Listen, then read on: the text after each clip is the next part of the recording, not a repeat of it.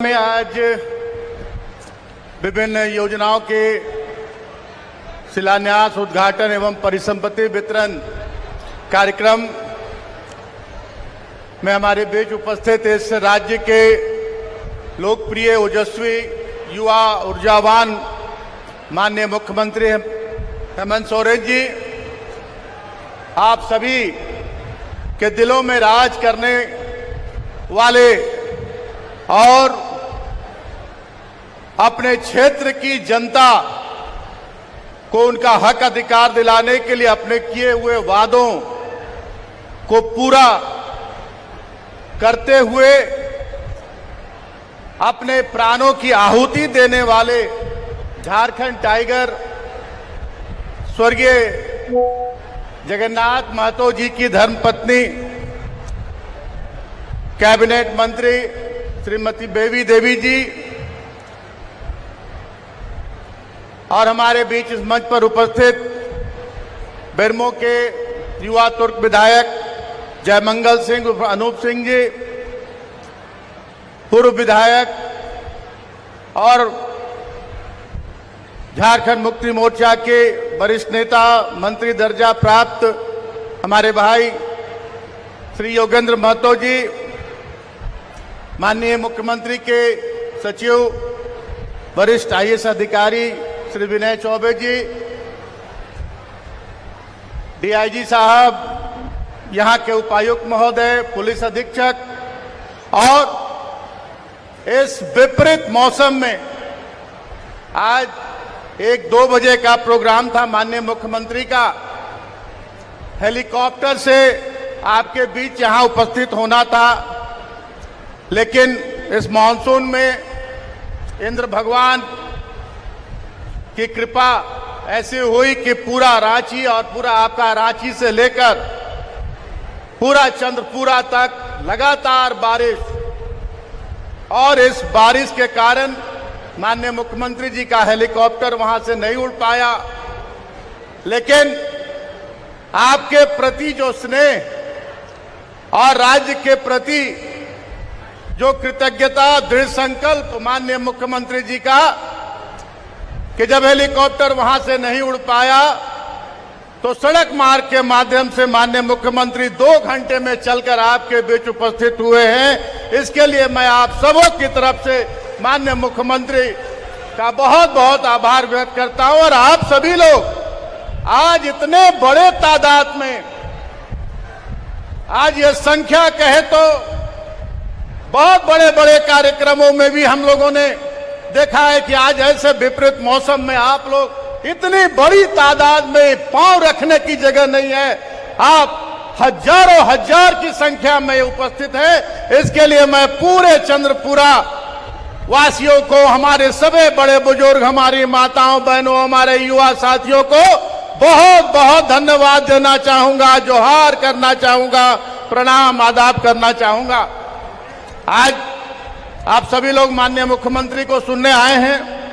मैं बहुत कुछ नहीं, सिर्फ 2 शब्दों में अपनी बात, दो वाक्यों में अपनी बात को समाप्त करूंगा कि 2019 में आपने जो झारखंडी जन सरोकार, झारखंडी मानसिकता, झारखंड के वासियों के हितों अधिकारों की रक्षा करने वाली सरकार का गठन कराया। निरंतर विपरीत परिस्थितियों में, कोरोना काल में 2 साल पूरा देश जैसे जूझा, वैसे हमारा झारखंड राज्य भी बिना किसी व्यवस्था के, यहां कोई भी आधारभूत संरचना नहीं थी। 2 साल आपके माननीय मुख्यमंत्री ने इस कोरोना से संघर्ष किया, लोगों को बचाने का काम किया, लोगों को जीविका देने का काम किया, रोजी रोटी देने का काम किया, और साथ ही साथ इस राज्य को कैसे हम, जो गुरुजी के सपनों का जो झारखंड था, वो झारखंड कैसे बने, इस दिशा में निरंतर काम होता रहा। और आज अंतिम पंक्ति के लोगों को लक्ष्य करके हमारे माननीय मुख्यमंत्री की सोच है कि जब तक हमारा गांव टोला, हमारा पंचायत, हमारा प्रखंड विकसित नहीं होगा, तब तक हम राज्य के विकास की कल्पना नहीं कर सकते हैं। और अब एक एक योजनाएं गांव टोला को लक्ष्य करके यहाँ के आदिवासियों, यहाँ के मूलवासियों, यहाँ के अकलियतों, यहाँ के जो ऊंची जाति के गरीब लोग हैं, यहाँ के आदिवासी, यहाँ के मूलवासियों को लक्ष्य करके एक एक योजनाएं धरातल पर उतारी जा रही हैं। माननीय मुख्यमंत्री आपको विस्तार से बताने का काम करेंगे। हम बार बार आपके बीच आएंगे, छोटी छोटी सभाओं में आपको एक एक योजनाएं सरकार का बताने का काम करेंगे। मुझे जो जिम्मेदारी मिली है, माननीय मुख्यमंत्री ने बहुत सोच समझकर मुझे पूरे झारखंड राज्य को शुद्ध पेयजल उपलब्ध कराने की जिम्मेदारी सौंपी है और इस झारखंड राज्य को स्वच्छ और सुंदर बनाने का, स्वस्थ बनाने की जानकारी की जिम्मेदारी सौंपी है। मैं निरंतर उस प्रयास में लगा हुआ हूं। मैं एक दो बहुत अभी आज माननीय मुख्यमंत्री के द्वारा पूरे 4 अनुमंडल के लिए एक बहुत बड़ी महत्वाकांक्षी योजना का शिलान्यास किया जाएगा।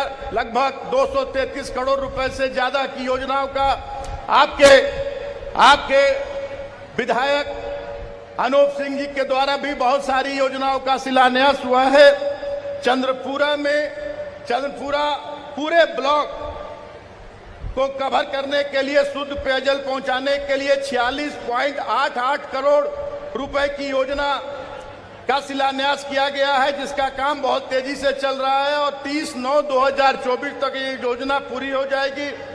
चंद्रपुरा में भी फिर एक और योजना 7.399 करोड़ का, जो 93% काम पूरा हो गया है। इसी तरह से नाराबदियों में भी 17.15 करोड़ का योजना चल रहा है, जिसका काम 90% पूरा हो गया है। और इन सारी योजनाओं से पूरे चंद्रपुरा वासियों को एक एक घर में शुद्ध पेयजल उपलब्ध कराया जाएगा। और साथ ही साथ स्वच्छ भारत मिशन का जो कार्यक्रम चल रहा है, शौचालयों का निर्माण तेजी से कराया जा रहा है। बहुत सारी योजनाएं, सॉकपिट बनाने की और हमारे गोबर गैस प्लांट बनाने की योजनाएं काफी तेजी से धरातल पर उतर रही हैं। और मैं एक ही बात कहकर कि ये सरकार जो आपने बनाई है 2019 में, ये सरकार 2001 में 2 में बननी चाहिए थी जब झारखंड बना। लेकिन जो लोग सत्ता लूटना जानते हैं, हथियाना जानते हैं, हम लोग आंदोलनकारी थे। स्वर्गीय जगन्नाथ दास जैसे आंदोलनकारियों की बदौलत, देशोंगुरु शिबू सोरेन ने जिन्होंने अपने जान की परवाह नहीं की और आपको आपका हक अधिकार दिलाने के लिए हमेशा जेल के सलाखों के पीछे रहे, उन पर गोलियां चली, लाठियां चली, लेकिन आपको आपका राज दिलाकर उन्होंने दम लिया। दिसोंगुरु शिबू सोरेन ने आपको झारखंडी कहलाने का हक दिया और अब माननीय मुख्यमंत्री ने यह संकल्प लिया है कि जिस उद्देश्य से झारखंड राज्य अलग लिया गया था, उस उद्देश्य को पूरा करना है। एक एक झारखंडियों को, एक एक हमारे यहाँ के आदिवासियों, मूलवासियों को उनका हक अधिकार मिलेगा। चाहे कोई भी कितना भी गलतफहमी पैदा कर दे, कोई भी किस तरह की हालात पैदा कर दे, कुछ लोगों का यही सगल है कि बस काम कुछ नहीं करना है। जो लोग 17 साल 18 साल इस राज्य में राज किए, इस राज्य को सिर्फ लूटने का काम किया, दोहन करने का काम किया, महाराष्ट्र गुजरात से लाकर लोगों को लुटवाने का काम किया इस राज्य में। और आज जब इस राज्य के लोगों के लिए योजनाएं लागू हो रही हैं, जब 1932 का खतियान हम लोगों ने विधानसभा में पारित करवा के और गवर्नर के पास भेजने का काम किया, आज महामहिम गवर्नर साहब के यहाँ वो प्रस्ताव आज लंबित पड़ा हुआ है। हम लोगों ने नियोजन नीति लागू कराई, जिसमें 100% यहाँ के झारखंडी मूलवासी यहाँ के नियोजित होते। कोर्ट में जाकर भारतीय जनता पार्टी के नेताओं ने, बड़े बड़े नेताओं ने कोर्ट में जाकर उस नियोजन नीति को खारिज करवाने का काम किया और आज 60-40 नए चलतों का नारा दिलवा रहे हैं। मैं दावे के साथ कहता हूं कि जिस तरह से काम हमारी सरकार कर रही है, माननीय मुख्यमंत्री के नेतृत्व में पूरी टीम, प्रशासनिक पदाधिकारीगण, आने वाले दिनों में वैसे लोग जो जनता को बरगलाने का काम करते हैं, भड़काने का काम करते हैं, वैसे लोगों को जनता दौड़ाने का काम करेगी, झारखंड से भगाने का काम करेगी। और जो लोग 60-40 की बात करते हैं, उनका असली चेहरा दिखाने की काम करेगी। मैं अभी 26,000 28,000 नियुक्तियां यहां आई हुई हैं। मैं दावे के साथ कहता हूं कि जो भी वैकेंसियां निकलेगी उसमें 95% झारखंड के आदिवासी और मूलवासी उसमें नियोजित होंगे। कोई भी बाहरी नहीं आएगा। अब वो समय चला गया। इसलिए आज बहुत कुछ नहीं कहना चाहूंगा। मैं इतना ही कहना चाहूंगा कि स्वर्गीय जगन्नाथ दास ने जो आहुति दी है, उस आहुति को हमें हमेशा अपने दिल में बसा कर रखना है। उस क्षेत्र की जनता के लिए अपने जान की परवाह स्वर्गीय जगन्नाथ दास ने नहीं की। अपनी जान बाजी पर लगाकर अपने जिम्मेदारियों को उन्होंने निभाते हुए अपने प्राणों की आहुति दे दी। उन्हें सच्ची श्रद्धांजलि वही होगी कि आने वाले दिनों में जब भी चुनाव हो, एक एक वोट झारखंड मुक्ति मोर्चा के चुनाव निशान पर लगाकर किसी भी दूसरे विपक्षी पार्टी को एक भी वोट नहीं जाए। यही सच्ची श्रद्धांजलि स्वर्गीय जगन्नाथ दास को होगी। यही कह के अपनी बातों को मैं यही विराम देता हूं। आप सभी लोगों को जोहार, प्रणाम, आदाब। स्वर्गीय जगन्नाथ दास अमर रहे।